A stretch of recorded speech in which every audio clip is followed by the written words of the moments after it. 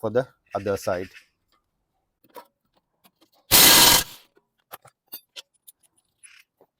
And the next one also the same thing.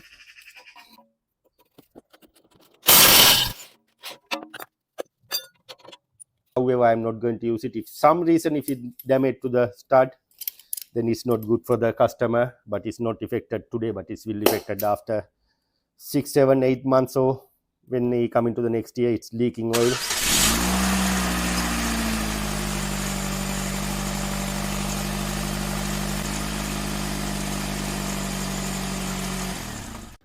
Welcome to the channel. I'm Charlie. Today I got 2009 Toyota Yaris, or some other Asian countries it's called Toyota Vitz. All same structure, same design, just different with the name. However, I'm going to show you how we're going to change this coil spring. Basically MOT failed, then they came to me to do the repair. I will show you. If you have a Vitz, Yaris, both same, no any different. If you have a correct tools, then you can do the job. Take a good idea how am I going to do the job. After that, if you want, you can try yourself. Now I already jack up the car and remove the tire. When you do the job, better to use access stand for additional safety. However, I am trust my jack is 2-piston 3-ton jack, then I'm okay with that one. But whatever, if you want, you can use the access stand for additional safety. And the next step, normally we need to remove this 2 wiper arm and this panel. Then after that, we can read to underneath to shock absorber top nut. But however, I'm going to leave it everything as it is and try to save my time, and going to remove this top nut if I can. If it not, I had to remove 2 wiper blades and remove this cover. Then after that, I have a clear access to the top. Then the same time, I'm going to remove this drop link top nut, this one, remove, and this one, leave it out of the way. Then after that, I had to remove these 2 nut and bolts, pinch bolt, and after that I can remove from the knuckle. And also this brake hose, you can see this brake hose, it's attached to the socket absorber. I need to remove from here. Then after that, I'm going to remove the top nut.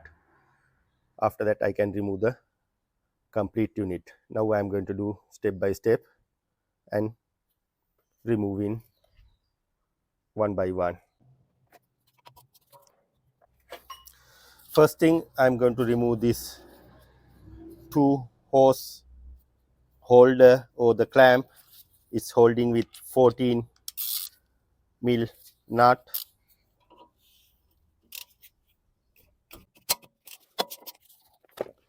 Just break, and I'm going to use the gun.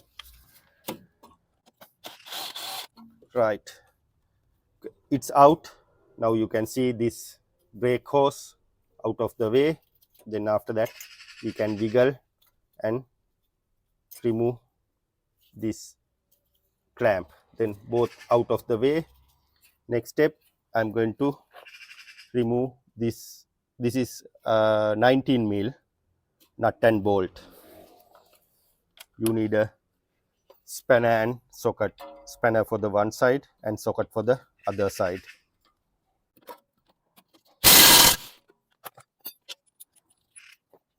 And the next one also the same thing.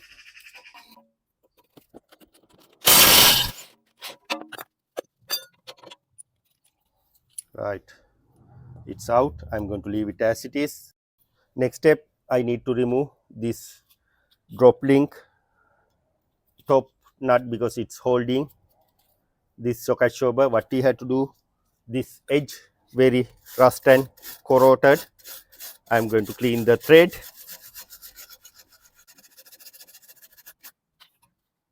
and going to apply WD-40 surround that area. Right. After that, I am going to try with the gun. It's 17 mil head. No, I can't remove with the gun because it's spinning. What I have to do, I had to use Allen socket for the inside and use spanner for the outer. This is number 6 Allen head. I had to little bit give the force to go in because all head very rusty. Right, it's in now.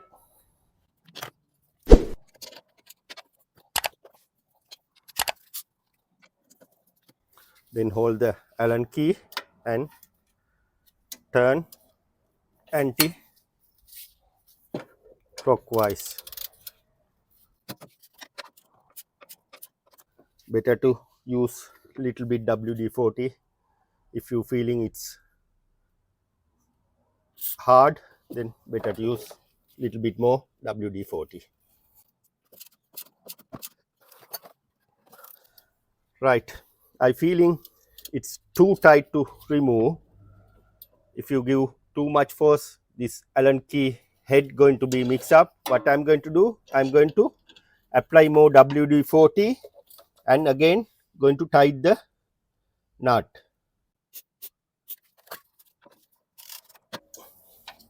Then now I'm going to tight again. Right, it's tight. Then again remove and try to clean the head again.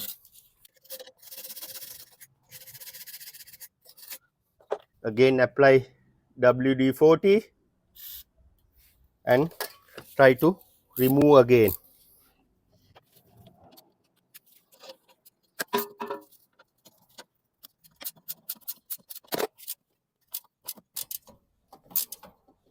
Because this thread need to be make and nut come out. Then again it's feeling tight.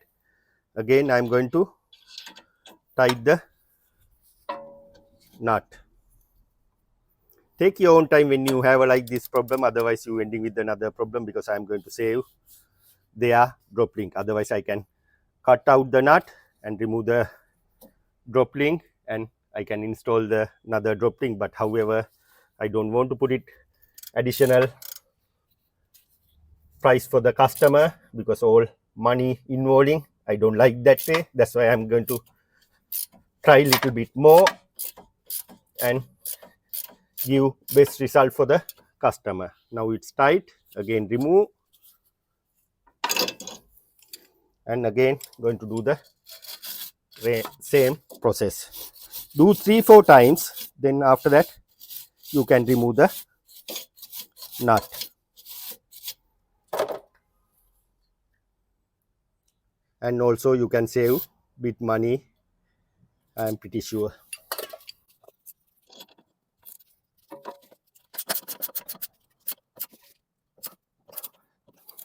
Then again tight.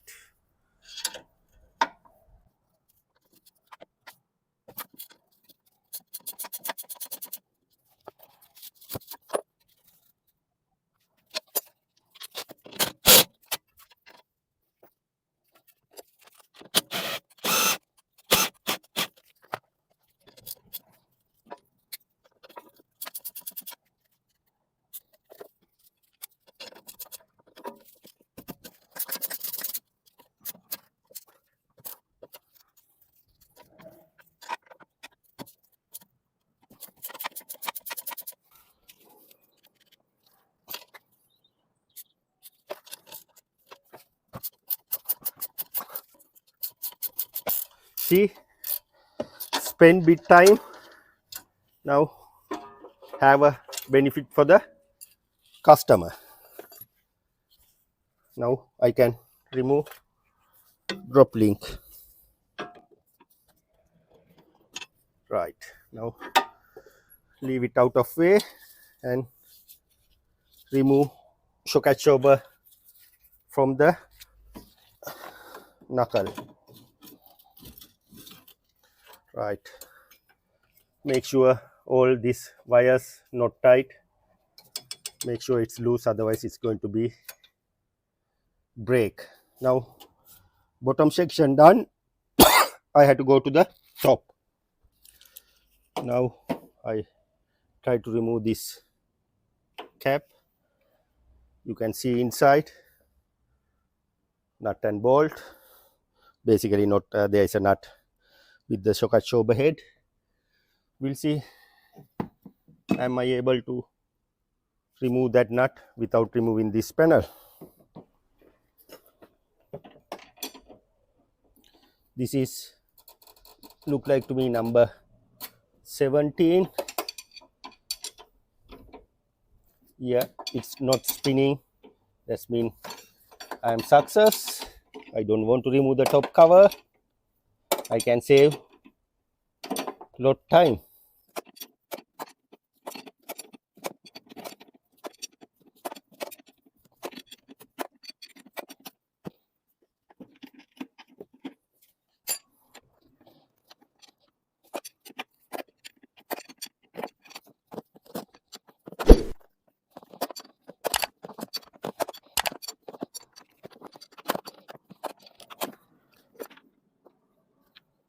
When you come into the last step, hold shock absorber from the bottom and going to remove the nut.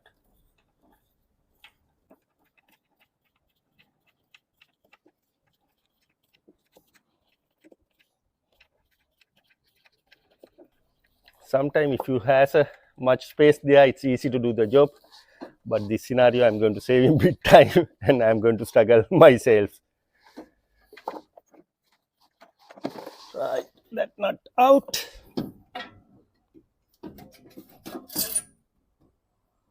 And I remove the shock absorber. You can see inside here, you can see here broken here, that's why MOT fail. Right, now I'm going to introducing my tools. Shock absorber top nut, you need a 17mm long socket, and also when you're going to remove this top nut, some people use this lock plier. If you using lock plier, make sure something, put it underneath here and lock the stud as much you can higher, because if you lock stud from the bottom this side, some reason if your this stud scratch, it will damage to the oil seal. Because of that, when you use it, this one use as much to the top, then you will be fine. But however, I am not going to use it. If some reason if it damage to the stud, then it's not good for the customer. But it's not affected today, but it will affected after 6, 7, 8 months. So when he come into the next year, it's leaking oil, then he had to change the things. Then I don't want to do that day. Because of that, this is the special tool for the removing top nut. Then I'll put the link below. You can use this one for remove the top nut. This is the special tool for the this job and the proper tool. Also, when you're going to press the this coil spin, this is the new one, you can use it like this one for 1 or for 2 of job, but safety wise it's not good. Because of that, I'm not going to advise. I'm just show you for your knowledge. However, I'm going to use it this one better than that one. If it not, I have another bench press, but I'm not going to use it for the this one, because the if I show the bench press, when you're going to do your job, you are going to held up, you are going to spend a lot of money. Then because of that, if you want, totally up to you, you can buy this one. I put the link however in the below. If you want, you can buy this one. If it not, this one bit stronger and bit safer. And the other thing, when you're going to do this job, don't going to do in front of the windscreen or in front of the car. Sometimes this one jumped fly away. It's damage to your windscreen, no glass. Careful when you do it. Take out of the car and do some other wear for the safety reason, right? Let's go to the job. Then I'm going to press this spring first.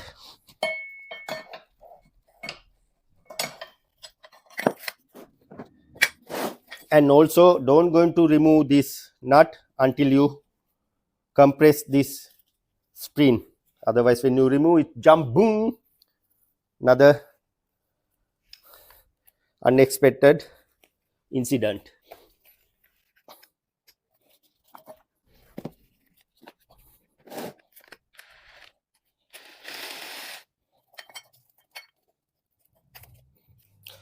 If you want, you can add like there is a screws here and there, but I'm not going to use it because it has a good grip.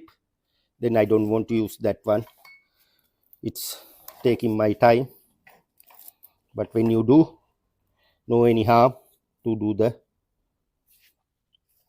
that nut or the screws.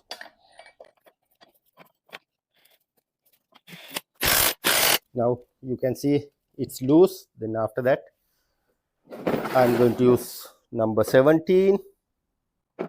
Right, 17 first, and after that install this one to hold in the stud. And I need this special ratchet and another ratchet. This one need to turn anti-clockwise, inner one need to hold clockwise.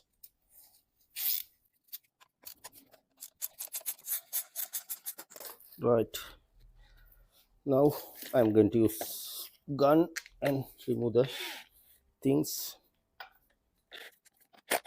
Right, it's out, and leave it to the order, everything.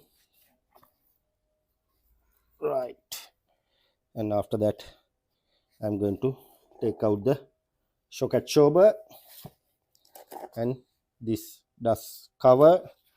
Then after that I'm going to remove this old coil spring. Right, it's out. Then after that need to compare with new one and old one. You can see this side, compare with the new one. This is the flat surface. Make sure exactly the correct size. Yes, then the bottom one little bit bigger. What you have to do, you need to leave it like this, install this rubber boot. Then after that you need to compress the coil spring.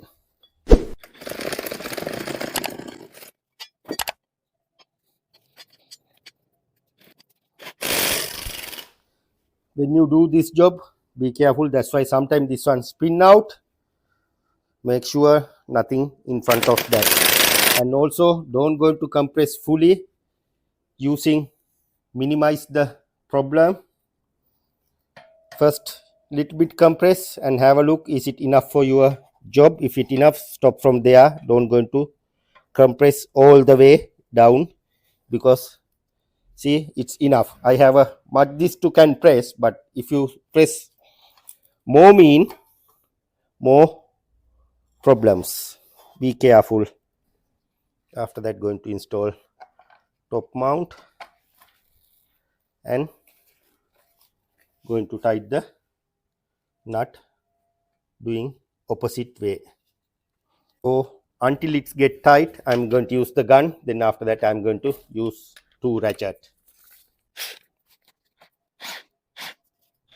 Right, now inside spinning. Then after that I'm going to use these two ratchet and spanner. Right, nice and tight. That's it. Then they remove the tool. Then after that, when you're going to release the thing, Make sure it's lined up to here and lined up to the this mount, top mount. Okay, and the bottom I need to little bit turn the thing. I'm going to compress little bit more.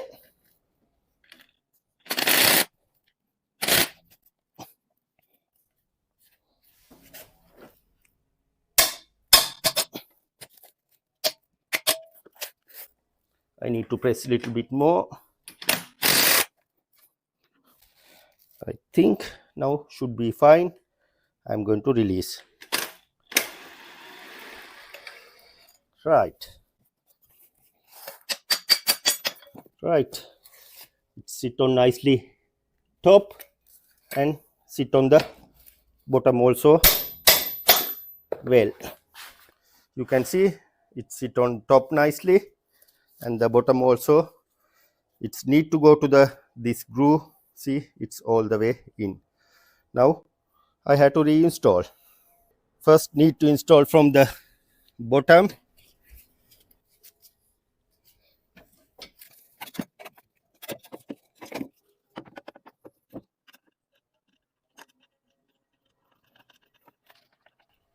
And just do the hand tight that top nut. Then after that I'm going to leave it the top side as it is, and I'm going to finish the job in the bottom. First step, I'm going to install this knuckle to the shock absorber. Before that, I'm going to apply little bit grease around this area. When you're going to remove next time, it will easy to next mechanic.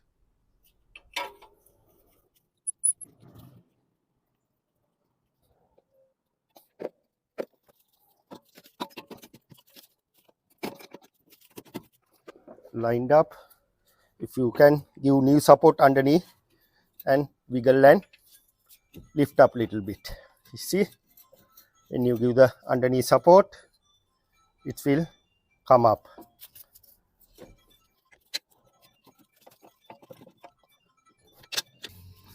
Right, lined up the top one, then after that lined up, wiggle and bottom. Right,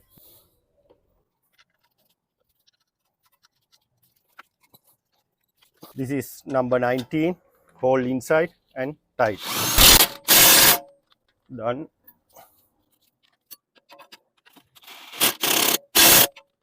Nice and tight. Then after that I need to install this bracket.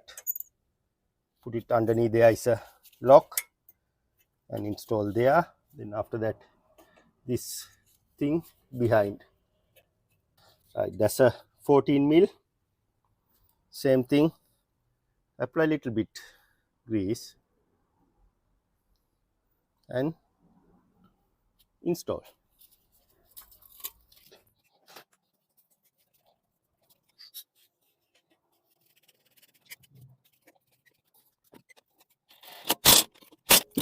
Right, nice and tight. Then after that I'm going to straight the wheel. Next step, I'm going to install this drop link. We need to give tiny pressure underneath, drop down and install to the hole.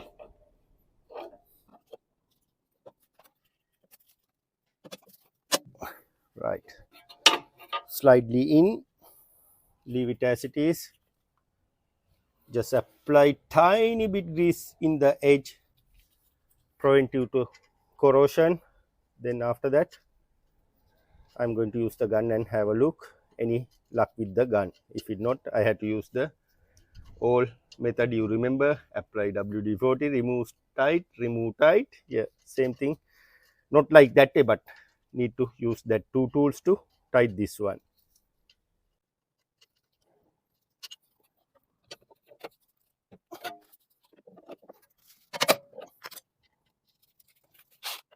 It's number 17. Oops, it's spinning. I had to do other system.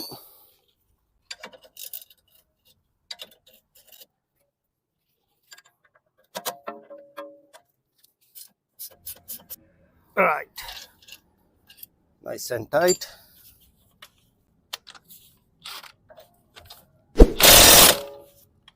That's it. Job done underneath. Then after that, I need to install tire and drop the car down.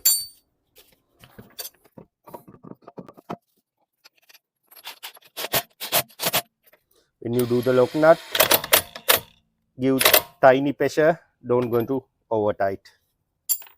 And once you finish this one, make sure leave it in a safer place. If you mix up this nut, you will not able to open your tires. Beware of that one. Because of that, once you finish the job, leave it inside the car, safer place. Now, once I remove the car, I gave pulley pressure for the shock absorber top nut. Then after that, I can tighten the nut. I'm going to tighten that nut now. Do by hand first. Then after that, spanner.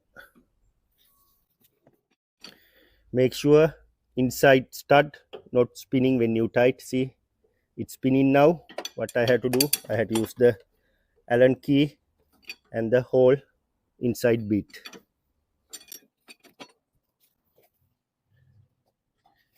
That's one number 6 Allen. Hold the middle bit and tight from the bottom. Yeah, I feeling nice and tight. Remove everything.